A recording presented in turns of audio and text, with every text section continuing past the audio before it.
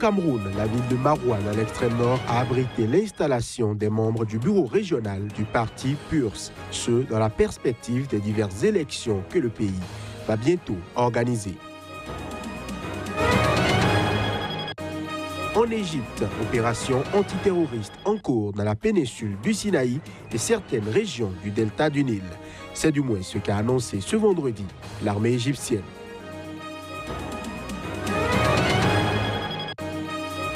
Enfin, en Afrique du Sud, après 3 années consécutives de sécheresse, le Cap, la deuxième ville du pays, s'apprête à vivre une situation inédite. L'eau pourrait ne plus en effet couler dans les robinets.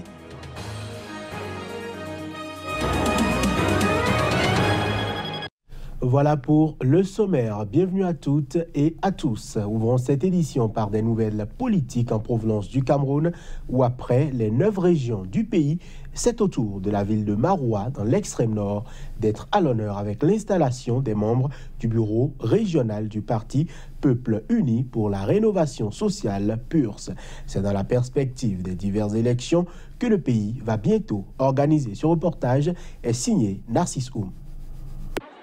Il y avait près de 2000 personnes au siège du Peuple Uni pour la rénovation sociale à Maroua, une ville de la région de l'extrême nord du Cameroun. Cette foule est venue assister à l'installation du bureau confédéral du PURS, dirigé par Aboubakar Aladji. Pour en arriver là, un travail de porte-à-porte a été effectué sur le terrain, afin d'inviter les populations à voter le moment venu. La ville de Maroua ne se porte pas bien. Vous constaterez avec moi, Maroua n'a pas de route. Maroua n'a pas de l'eau, Maroua n'a pas de courant, Maroua n'a rien.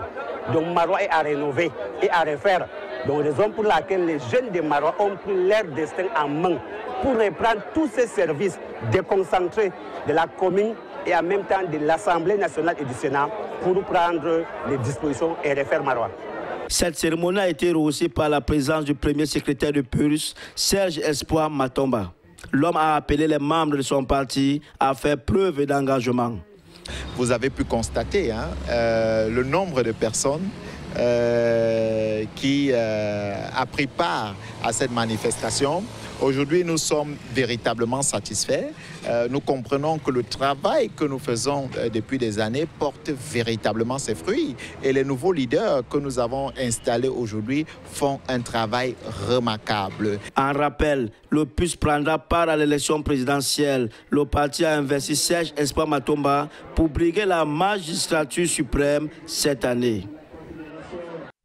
On reste au Cameroun où en prélude à la 52e édition de la fête de la jeunesse qui se célèbre chaque 11 février, la base navale de Douala a ouvert ses portes aux élèves et étudiants de la ville. Objectif, faire découvrir à ces jeunes les métiers de la mer et le savoir-faire de la marine nationale camerounaise. On retrouve Narcisse Oum. La base navale de Douala organise pour la 52e édition de la fête de la jeunesse une journée portes ouvertes à l'intention de l'ensemble des élèves étudiants de la cité économique du Cameroun pour leur faire découvrir les bâtiments, mais aussi pour présenter les différents métiers exercés sur la base.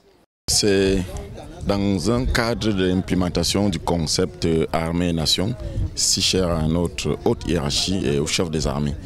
Il s'agit également pour nous, marines, marins, de démontrer notre savoir-faire technique à la jeunesse et puis d'intéresser des enfants au métier de l'eau. Quelques ateliers pour les plus petits ont permis de passer un bon moment à tout âge. La visite des navires de la marine à quai, ouvert aux enfants de plus de 4 ans, a été satisfaisant. Nous avons découvert le plongeon nasal, les différents vêtements, les différents habits et les différents cadres. Nous avons aussi également été informés sur le nombre d'années scolaires qu'un marin peut faire pour être officiellement dit officier de la gare maritime. Bref, nous sommes très heureux d'être aujourd'hui en ce jour présent-là, car contrairement à d'autres écoles, nous avons pu découvrir notre jeunesse, pas dans les circuits alcooliques, mais plutôt dans un milieu très éducatif. Tous les stands terrestres et les démonstrations sont sans limitation d'âge. Des enfants de la maternelle, primaire, secondaire et enseignement supérieur. Donc il n'y a pas de tranche d'âge, chacun a son atelier et on explique à chacun selon son âge des choses qui sont faciles à assimiler et à comprendre. Des points de restauration ont été installés sur le site pour les petits creux. Cette journée a été l'occasion pour les jeunes de s'intéresser au métier de la mer. En Guinée, la Commission électorale nationale indépendante a réagi jeudi face aux violences qui ont découlé des élections locales de dimanche dernier. L'institution rassure par ailleurs que les résultats du scrutin seront publiés très rapidement. Encore quelques heures de patience et les Guinéens seront fixés sur les résultats des élections locales de dimanche. Le président de la Commission électorale nationale indépendante, seule institution habilitée à proclamer ces résultats, annonce qu'ils seront rendus publics dans les plus brefs délais. Puisque les circonscriptions ne sont pas liées entre elles, donc nous allons vérifier s'il n'y a pas de contentieux autour des procès-verbaux que nous avons reçus et nous annoncerons très rapidement, même si c'est ce soir ou demain, nous annoncerons très rapidement les procès-verbaux, les résultats. Au siège de la CENI, on s'affaire pour respecter le délai annoncé. Seule fausse note, certains procès-verbaux ne sont pas encore parvenus à l'institution. Nous faisons une comptabilisation physique. Nous n'avons pas de technologie pour nous faire parvenir comme dans les autres pays. Ça vient de Zérékoré, 1000 km, il faut que le gars attende que le dernier procès verbal soit rentré, il commence la centralisation, il finit la centralisation, il prend la route pour venir jusqu'à Conakry. C'est ainsi. Donc ce retard-là, peut-être les délais de route et tout, font que jusqu'à présent, nous n'avons pas tous les procès verbaux. Et le président de la CENI d'apaiser les craintes sur l'annulation de procès verbaux. La loi interdit aux magistrats présidents de CACV d'annuler les procès-verbaux. Ils peuvent ne pas tenir compte des chiffres contenus dans ces procès-verbaux-là, dans leurs calculs. Ils sont obligés de motiver la raison pour laquelle ils n'ont pas intégré, mais annuler, cela n'est pas possible. Nous pensons que cela n'a pas été. Enfin, le président de la CENI s'est prononcé sur les violences post-électorales en déplorant les pertes en vies humaines. Les Nations Unies ont lancé jeudi un appel de fonds de 1 milliard de dollars. Ce fonds est destiné à aider plus de 6 millions de personnes victimes de l'insurrection du groupe djihadiste Boko Haram dans le nord-est du Nigeria.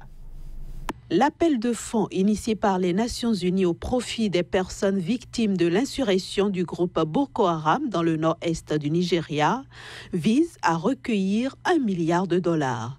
Il est destiné à plus de 6 millions de personnes vulnérables dont la plupart ont besoin d'une aide vitale d'urgence. Le report du plan de réponse humanitaire de 2017 sur celui de 2018 est estimé à 196 millions de dollars.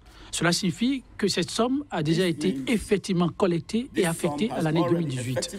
Nous estimons toutefois que la majeure partie de ce report sera épuisée au cours du premier trimestre de l'année. Je demande en conséquence aux représentants des donateurs de commencer à s'engager à fournir des ressources pour le plan de réponse humanitaire de 2018. Les ressources attendues devraient permettre entre autres d'améliorer les programmes d'aide déjà en place et d'accroître la capacité des organismes locaux d'aide à répondre aux besoins sur le long terme. Il y a moins d'un an, beaucoup se demandaient combien de personnes allaient mourir. Aujourd'hui, la question que nous nous posons tous est la suivante. Comment pouvons-nous utiliser ce jour, ce plan, notre temps sur cette terre pour faire une différence qui durera? Notons que des millions de personnes souffrent d'une réelle insécurité alimentaire au Nigeria. Selon un rapport, la moindre perturbation du processus d'aide peut les faire tomber dans le seuil d'urgence. Je l'annonçais en titre, en Égypte, une opération antiterroriste est en cours dans la péninsule du Sinaï et certaines régions du delta du Nil dans le nord du pays. C'est en tout cas ce qu'a annoncé ce vendredi l'armée égyptienne. Images et sons. Baptisée Sinaï 2018, l'opération antiterroriste lancée ce vendredi par les forces de sécurité a eu lieu dans le Sinaï, dans plusieurs régions du delta du Nil et dans le désert occidental. Elle vise, selon le porte-parole de l'armée, Tamer El-Refai, à renforcer le contrôle des zones frontalières et réaliser les objectifs planifiés pour nettoyer les zones où se trouvent des foyers terroristes. Par ailleurs, les forces armées ont indiqué dans un communiqué que l'armée et la police ont déclaré l'état d'alerte maximale dans ces secteurs, et ce, alors qu'il était déjà appliqué depuis quelques années dans une partie du nord du Sinaï.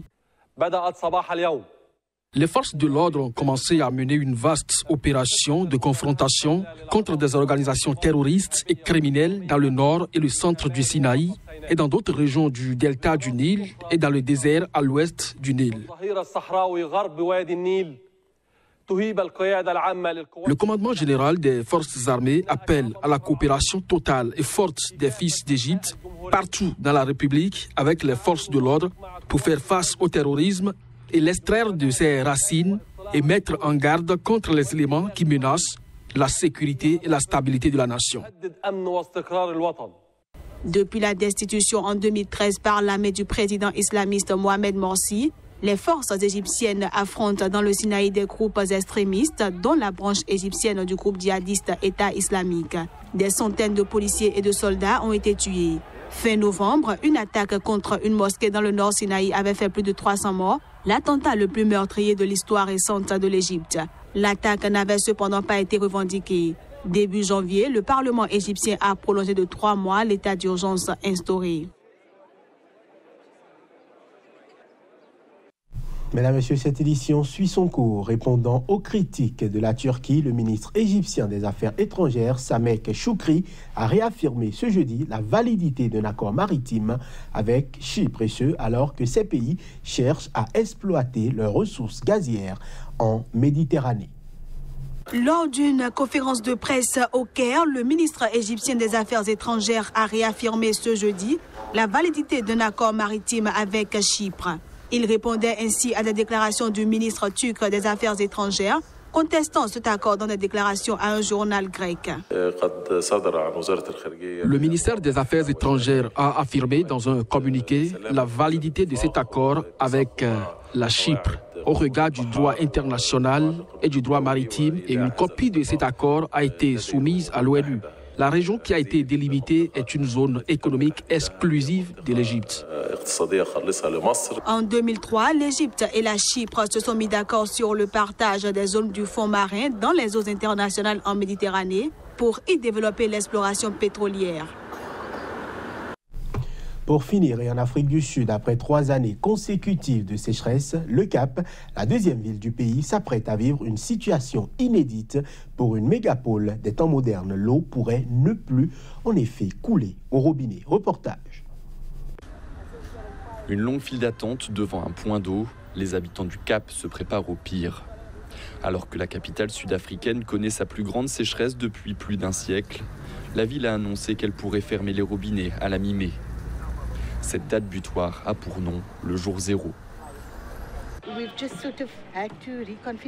Nous avons juste dû en quelque sorte reconfigurer nos vies, des vies sans eau municipale, parce qu'on s'attend à ça, le jour zéro. Ouvrir ce robinet et qu'il n'y ait rien. Mais dans certaines parties de la ville, ne pas avoir d'eau courante est déjà une réalité. Dans ce quartier, les résidents dépendent des robinets communautaires. Au Cap, les zones les plus riches représentent 65% de la consommation totale d'eau de la ville. Ces quartiers densément peuplés n'en utilisent, eux, que 5%. Ici, quand les robinets sont coupés, la vie s'arrête. Oh, c'est terrible, parce que parfois, il n'y a même pas de note quand l'eau est coupée.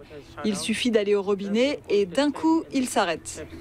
Et toi, tu travailles, les enfants sont censés aller à l'école. Tout ça arrive près des toilettes, donc l'hygiène nous affecte aussi car on n'a pas d'eau pour tirer la chasse. À partir du jour zéro, seuls 200 points d'eau publique seront disponibles pour une grande majorité des 4 millions d'habitants. Sous surveillance policière, les habitants du Cap concernés devront faire la queue pour obtenir leur ration quotidienne de 25 litres d'eau par personne. Les autorités locales ont promis que les personnes les plus vulnérables seraient épargnées par les coupures. Les hôpitaux du Cap, maisons de retraite et orphelinats resteront approvisionnés en or bleu. Ce sera tout pour ce journal. Merci de nous avoir suivis.